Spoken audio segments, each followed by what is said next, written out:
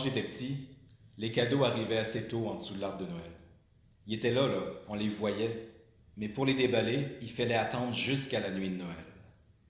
Mais des fois, quand on était sage, mon frère, ma sœur puis moi, on avait le droit de déballer un petit cadeau chacun avant le temps, quand la famille de ma mère venait nous visiter, par exemple.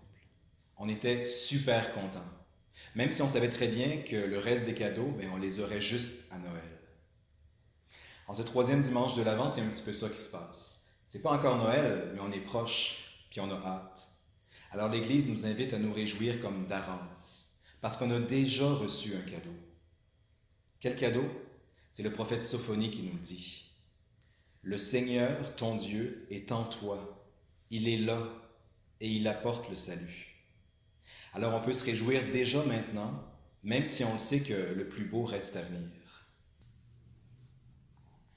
Dans l'Évangile, le peuple aussi est en attente.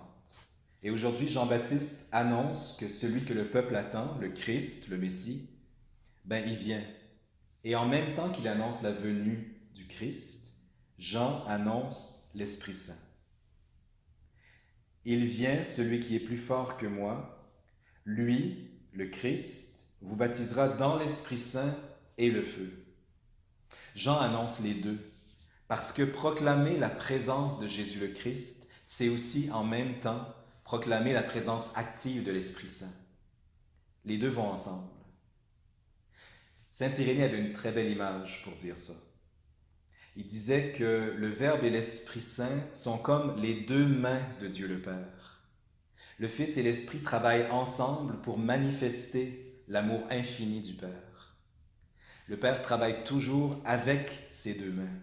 Et quand le Père envoie son Verbe, il envoie toujours aussi son souffle. Donc on a reçu pas un cadeau, mais deux.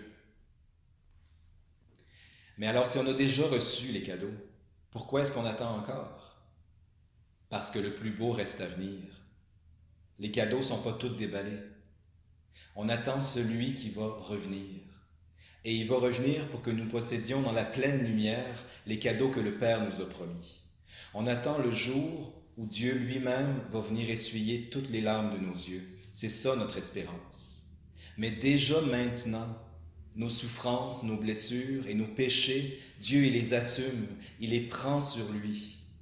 Et le Père vient nous aider à déballer ce cadeau-là avec ses deux mains.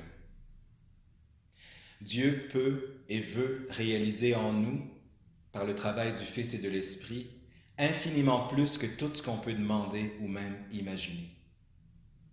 Il y a la joie d'aujourd'hui, la joie de Noël, et il y a la joie encore plus grande de ce qui s'en vient.